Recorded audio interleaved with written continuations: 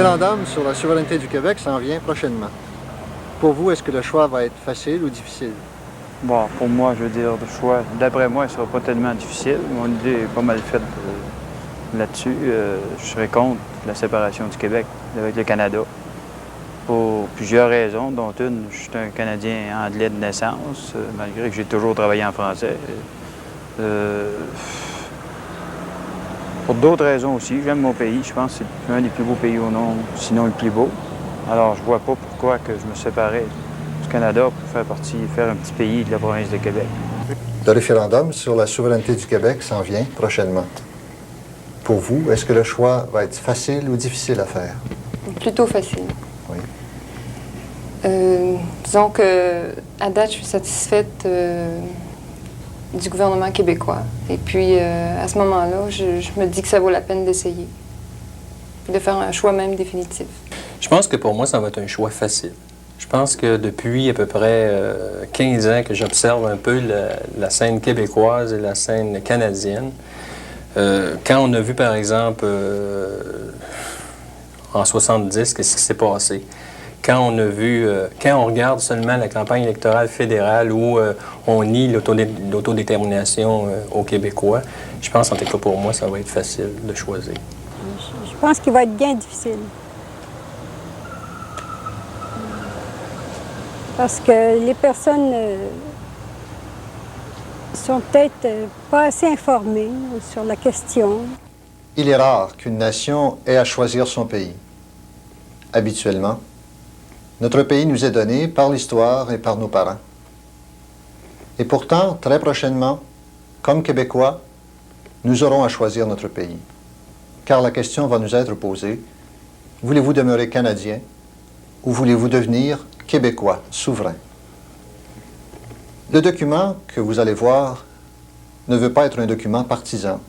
Il ne prend parti ni pour une option, ni pour l'autre.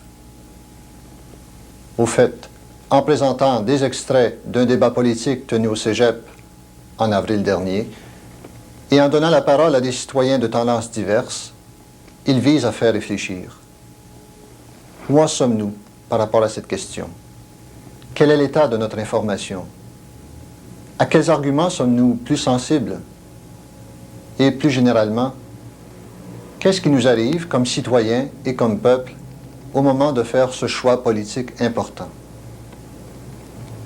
Pour guider notre réflexion, nous avons invité l'abbé Bruno Dandonneau, qui est un citoyen ordinaire, mais un citoyen engagé qui, depuis plusieurs années, observe et analyse le comportement politique des Québécois. Mais donnons d'abord la parole aux politiciens. Le Québec, il est vrai, vend beaucoup à l'Ontario. 5 milliards de dollars de biens et produits en 1974, ce qui représente 183 000 emplois directs et indirects. C'est connu, c'est reconnu. Mais l'Ontario aussi vend beaucoup au Québec. Exactement le même montant, à quelques centaines de millions près. Mettons 5 milliards, un chiffre rond, même si c'est un peu moins, pour un grand total de 200 000 emplois directs et indirects. Par conséquent, nous, on ne veut pas briser l'économie de l'Ontario. Pas plus qu'on veut qu'ils brisent la nôtre. Mais comme on présume qu'ils savent compter aussi bien que nous, ils vont eux aussi faire le bilan des échanges commerciaux qu'il y a entre les deux provinces. Et ils vont dire, si on dit non, on perd 200 000 emplois, on va dire oui. Nous, on leur propose un marché qui est basé sur des chiffres et des réalités. Il est sûr que le fait que des barrières tarifaires protègent nos produits, nous récoltons 175 millions de bénéfices nets. Mais donnez-nous donc le montant qui est récolté, le nombre de millions qui est récolté par l'Ontario du fait de l'existence des mêmes barrières tarifaires qui font qu'on paie les produits ontariens plus chers qu'on paierait peut-être ceux des Américains ou d'autres pays. Par conséquent, c'est une game qui se joue à deux. Le bœuf que nous achetons de l'Alberta, 35 % de la production totale du bœuf d'Alberta est vendue au Québec, ce qui veut dire 400 millions de dollars par année qui partent du Québec et qui s'en vont en Alberta dans le libre-échange qui existe entre les diverses provinces actuellement. Nous voulons maintenir ces échanges-là. Et l'Ouest, justement, est une des provinces qui bénéficie plus de son accord commercial avec le Québec que toutes les autres provinces du Canada.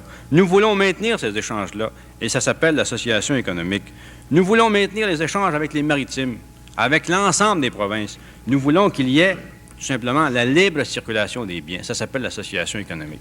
Mais quand on en arrive, par exemple, à parler du commerce interprovincial, et que là, on dit, ben oui, l'Ontario achète autant du Québec que nous pouvons acheter de l'Ontario, c'est tout à fait vrai. Les chiffres sont à peu près identiques, comme M. Godin les a donnés tout à l'heure. Ce qu'il n'a pas dit, cependant, c'est que ces chiffres-là représentent 30 des emplois pour le Québec. Et ce que l'Ontario nous vend au Québec, ça représente 11 de la main-d'œuvre de l'Ontario. 11 On est donc 3 fois plus vulnérable que l'Ontario lorsqu'on commence à négocier sur le plan du commerce. Les chiffres sont les mêmes, mais comme l'Ontario est une économie beaucoup plus vaste que la nôtre, à ce moment-là, la proportion que ça représente pour eux est beaucoup plus faible, 3 fois plus faible que la nôtre. La protection, quand on dit la protection, ça se joue à deux, bien, c'est pour ça que j'ai dit que c'était 175 millions net qu'on recevait. Parce que les autres chiffres, là, c'est 325 millions qu'on paye aux Ontariens, nous, hein, pour la protection des industries ontariennes, et les Ontariens nous payent à nous 325 millions. C'est à peu près kiff-kiff. Et on reçoit 175 millions net. Ça veut dire, en plus de ce qu'on paye, on reçoit, sur une base nette, 175 millions. Donc, j'ai tenu compte de ce facteur-là. Quand on arrive avec les provinces de l'Ouest, j'aurais aimé que M. Godin ne parle pas seulement du bœuf à l'Ouest. Il aurait dû leur demander aussi s'ils voulaient continuer à acheter des textiles du Québec. Parce que nous faisons un surplus avec les provinces de l'Ouest. Nous vendons plus à l'Ouest que l'Ouest nous achète. Hein, pour à peu près 3/4 de milliards de dollars, 750 millions à peu près. Hein. Et le bœuf, à ma connaissance, il n'est pas subventionné. Il n'y a pas de tarif à l'intérieur du Canada. On pourrait l'acheter ailleurs si on voulait, mais on le trouve le moins cher au Canada. Donc, ils ne nous font pas de faveur quand ils nous vendent leur bœuf. Mais eux, dans une certaine mesure, nous font une faveur quand ils achètent nos textiles. Au plan économique, actuellement, puis chiffres à l'appui aussi, les fédéralistes soutiennent que pour le Québec, c'est rentable d'être dans le Canada, alors que le Parti québécois ou les souverainistes disent qu'on est perdant. Comment vous réagissez devant ça? J'ai lu beaucoup là-dessus, mais je n'ai pas d'idée de fait du tout là-dessus. Je pense que c'est impossible pour nous de se faire une idée là-dessus.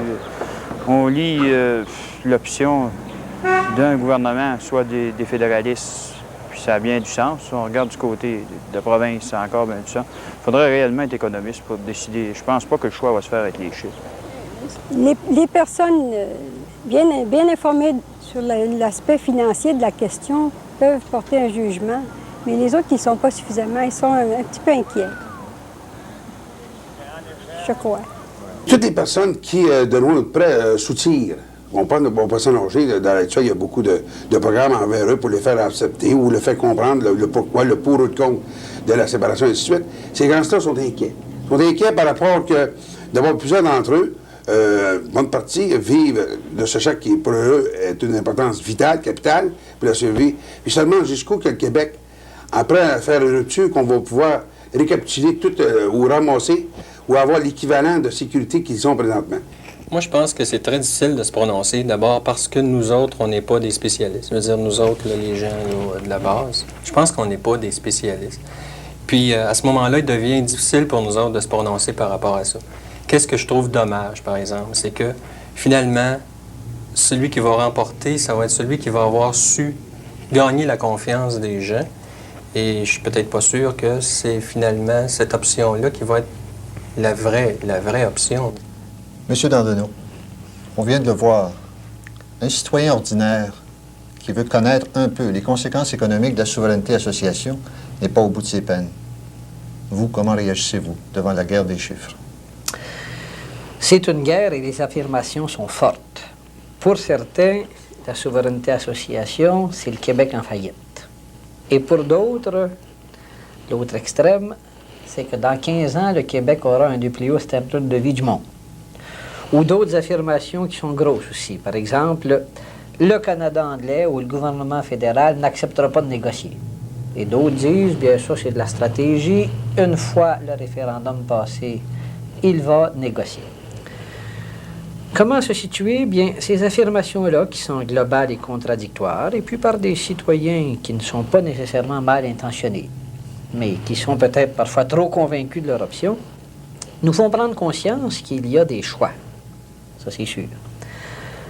elles font aussi prendre conscience des stratégies qui sont employées.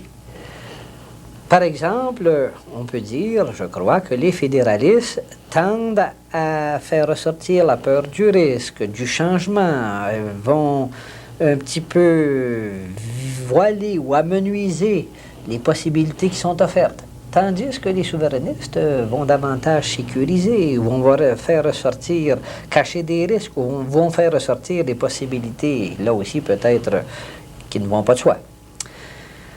Puis les deux, on utilise des techniques modernes de publicité et de propagande. La publicité et la propagande, bien, on sait qu'elles tendent à rassurer ou à charrier, suivant les cas, à enfler des chiffres, à cacher des sentiments ou à en faire ressortir, à voiler des informations ou à grossir certaines autres.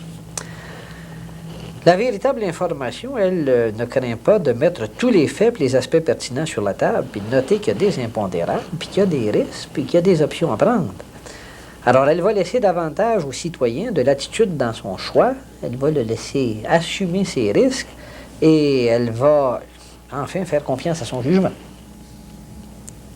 Mais comment finalement le citoyen va-t-il pouvoir se brancher sur cette question économique qui le préoccupe? Bien, comment va-t-il se brancher? La tendance, elle a été soulignée, je crois, par un citoyen, c'est que, je me souviens par exemple, moi, de l'élection qui s'est passée sur l'électricité, où des économistes nous remplissaient des tableaux de chiffres. On se dit, même si les économistes ne s'entendent pas, puis pour eux, qu'ils peuvent se contredire si facilement, comment le citoyen se branchera-t-il? De sorte que l'option finale, au fond, on l'a fait un peu sur la confiance qu'on a dans certains leaders.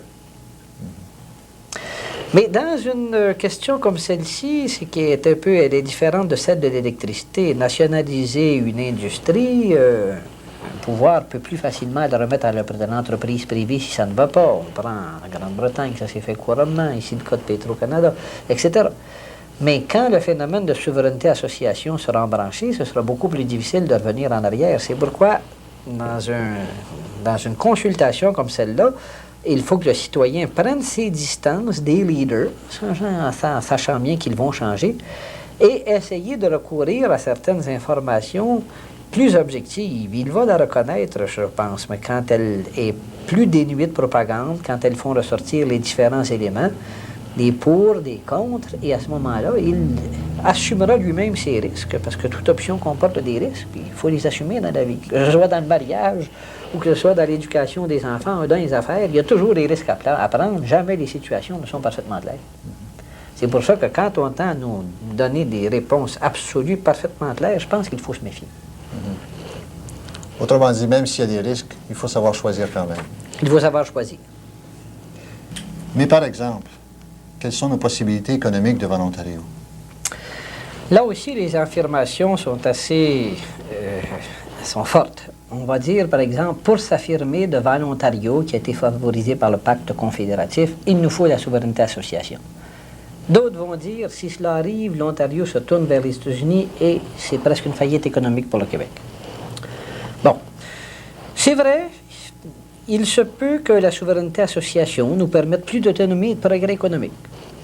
Personne ne peut l'affirmer avec certitude, mais personne ne peut le démentir avec certitude. Nous avons des richesses économiques, comme par exemple l'électricité, l'amiante, qui offrent des grandes possibilités. On peut faire valoir aussi d'autres aspects. L'opposition, par exemple, Ontario-Québec, est-elle réelle? Est-ce que c'est une opposition francophone-anglophone? Les Maritimes et l'Ouest ne ressentent-ils pas le même malaise devant l'Ontario que le Québec? La principale domination économique nous vient-elle de l'Ontario ou des États-Unis par le biais de l'Ontario? C'est une autre question. Et quand on affirme, par exemple, qu'avec un pouvoir politique fort, on va développer notre économie qui veut peu, la marge économique des pouvoirs politiques est-elle si grande, par exemple, devant les multinationales, devant la concurrence internationale, devant des empires comme le marché commun ou les États-Unis, ou devant des ressources naturelles comme, par exemple, le pétrole? Prenez comment les États-Unis ont été un peu débalancés dans leur économie par la crise du pétrole.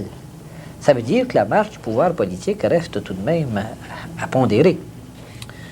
C'est la raison pour laquelle on a tendance à se dire, est-ce que ces affirmations-là ne cachent pas certains aspects importants? Et si on regarde, par exemple, l'ensemble des ressources naturelles du Canada, est-ce qu'on peut dire nos ressources naturelles seront négociables et on sortira vainqueur, ou l'ensemble des ressources naturelles du Canada n'offre-t-elle pas un équilibre pour affronter des pouvoirs économiques comme les États-Unis ou la communauté? Alors, les affirmations sont peut-être un peu fortes. Il n'y a pas que sur la question économique que le débat est complexe et difficile. Ceux qui sont préoccupés de conserver leur langue et leur culture reçoivent aussi des messages contradictoires. Les fédéralistes diront que nous avons beaucoup meilleure chance de nous protéger par la voie de la coopération plutôt que par la voie de la confrontation avec le reste du Canada. Alors que les souverainistes disent que la souveraineté est indispensable pour maintenir et sauvegarder notre langue et notre culture française. Allons écouter nos politiciens là-dessus. La souveraineté association, en un mot, c'est la seule façon de concrétiser l'égalité entre le Québec et le Canada anglais. C'est la seule façon de se rendre indépendant du développement démographique. Notre proportion de la population canadienne diminue de plus en plus. C'est la seule façon de permettre aux Québécois de faire du Québec ce qui devrait être, c'est-à-dire un gigantesque chantier sur le plan économique.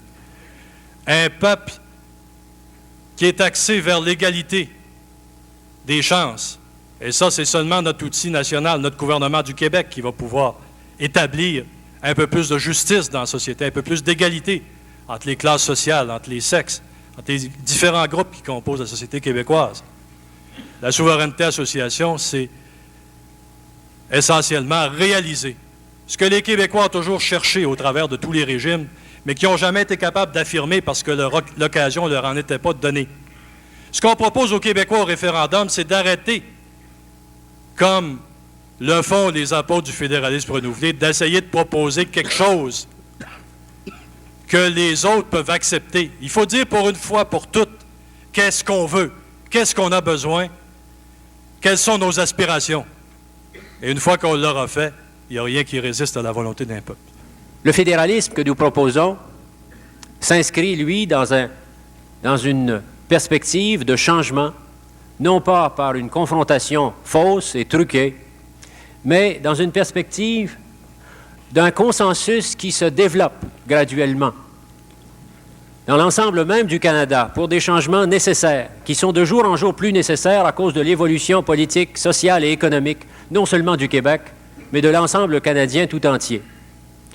Et dont porte témoignage, par exemple, la commission Pépin-Robarts, à laquelle le premier ministre Lévesque a lui-même applaudi. Ce consensus qui se développe est suffisamment fort pour nous permettre de croire de façon réaliste dans la possibilité de changement, en face du dilemme qui sera bientôt posé, qui sera bientôt offert aux Québécois. Non seulement les Québécois, mais l'ensemble des Canadiens devra également choisir. Devront choisir soit la voie de la confrontation ou la voie de la coopération. Or, ce fédéralisme nous offre pour l'espoir, pour l'avenir, l'espoir de prolonger l'action du Québec, l'action des Québécois au-delà de nos frontières par un moyen beaucoup plus efficace que tout autre moyen. Le levier politique que constituent des institutions politiques communes, un Parlement commun, un gouvernement commun, qui doit nécessairement, pour subsister, souscrire à des valeurs communes, c'est un levier que la souveraineté association, qui ne parle que de marchandage d'État à État, ne peut pas nous donner. Quel aspect actuellement, dans le débat sur le référendum, est le plus important pour vous? Le plus important pour moi, c'est sur le point de l'association. Disons que si le référendum porte juste sur l'indépendance, je crois que ça ne fonctionnera pas. Faut que ça porte également sur l'association.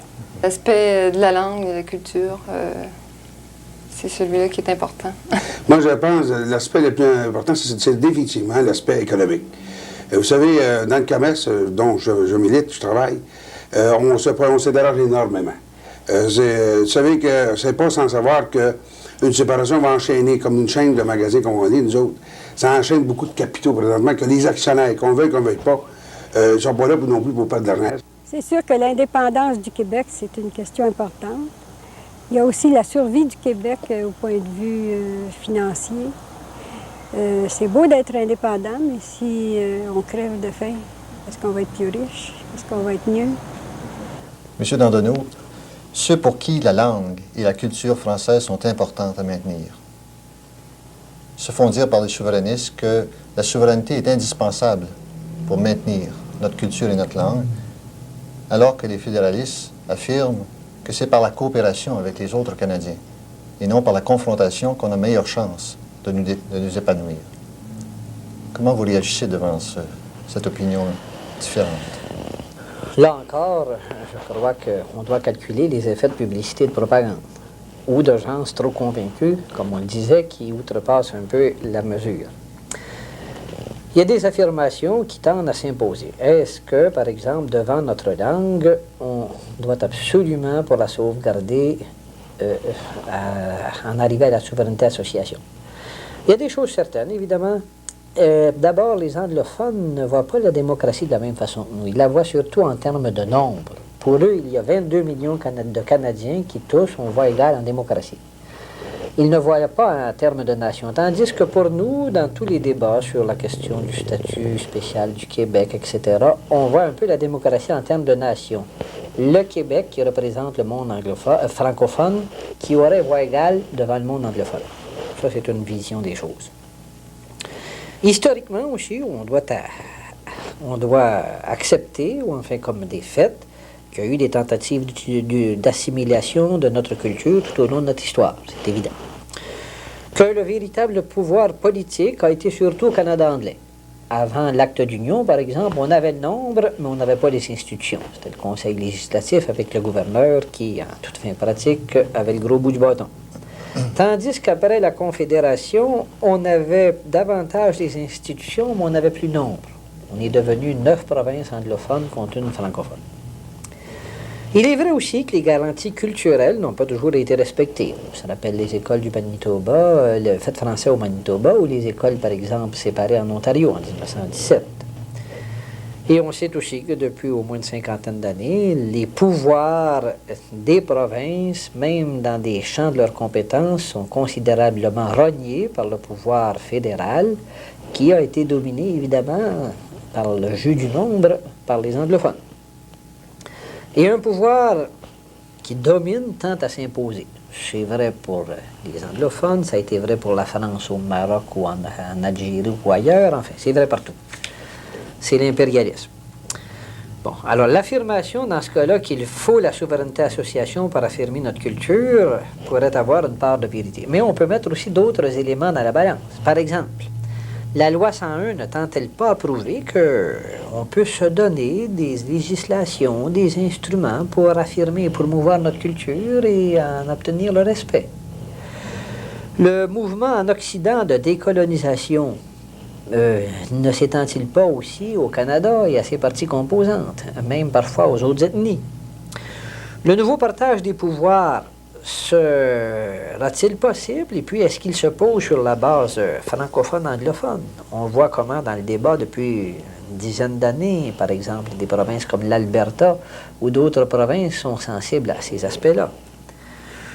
Et puis, l'abandon des minorités des francophones en Ontario et au Nouveau-Brunswick est-il si négligeable dans la sauvegarde et la promotion de notre culture? Alors, c'est deux blocs d'informations qui ne nous laissent pas de certitude et qui nous empêchent des affirmations absolues, péremptoires.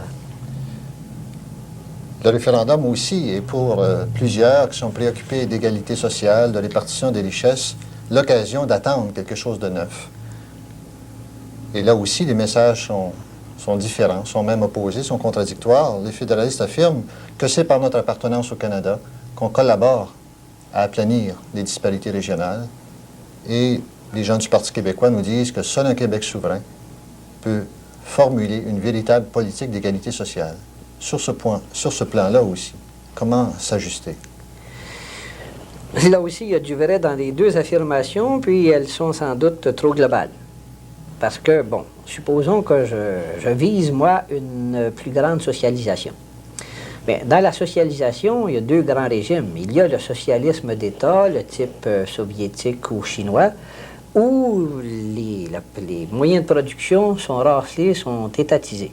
À ce moment-là, l'entreprise privée n'a plus de place, ce qui fait peur à bien du monde. La liberté est très restreinte. Et il y a aussi ce qu'on appelle la social-démocratie, où l'État tente une plus grande redistribution, va limiter le jeu de la libre concurrence, va procéder même à certaines étatisations et va parfois viser des entreprises mixtes. Bon, alors c'est deux régimes différents. Ce qu'on peut dire de certains, c'est que on va charrier quand on va dire que les promoteurs du souverainiste sont en toute fin pratique des socialistes ou des communistes du premier type dont j'ai parlé. Mais par ailleurs aussi, sur l'autre côté, les souverainistes cachent peut-être certaines dimensions du débat qu'il faut étudier. Comme par exemple, la social-démocratie ne se réaliserait-elle pas mieux dans une coopération avec le nouveau Parti démocratique canadien, dont c'est l'option avouée? C'est une question qu'on peut poser. Ce que vous avez dit de la redistribution dans tout le Canada, il peut y avoir aussi également du vrai. Est-ce que le Québec, dans l'optique où l'Ontario ou le reste du Canada ne voudrait pas embarquer dans une souveraineté association, et dans l'autre hypothèse envisagée entre autres par M. Parizeau et le ministre de l'Industrie, M. Tremblay, s'orienterait vers les États-Unis, est-ce qu'on serait mieux placé pour y instituer une social-démocratie quand on sait qu'aux États-Unis, dans le régime économique américain, elle a encore assez peu de place?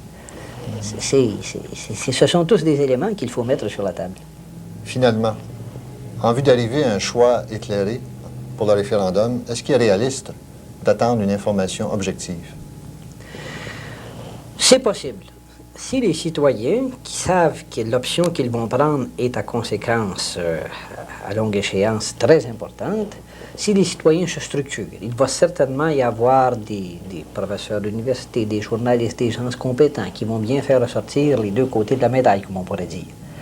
Mais de l'information objective de la part des grands propagandistes, soit de la souveraineté association, soit du fédéralisme, bien, comme on le disait, ils vont utiliser toutes les techniques de la propagande et de la publicité à cause d'une trop grande conviction de leur part, et il faudra un peu se défier. Et entre autres, se défier un peu de notre attachement naturel à certains leaders, prendre nos distances. Est-ce que vous trouvez important d'aller voter au jour du référendum? Alors pour moi, ça, c'est le plus important du référendum, que tous les gens aillent voter, qu'ils soient contre, qu'ils soient pour, mais qu'ils aillent voter. Oui, c'est important.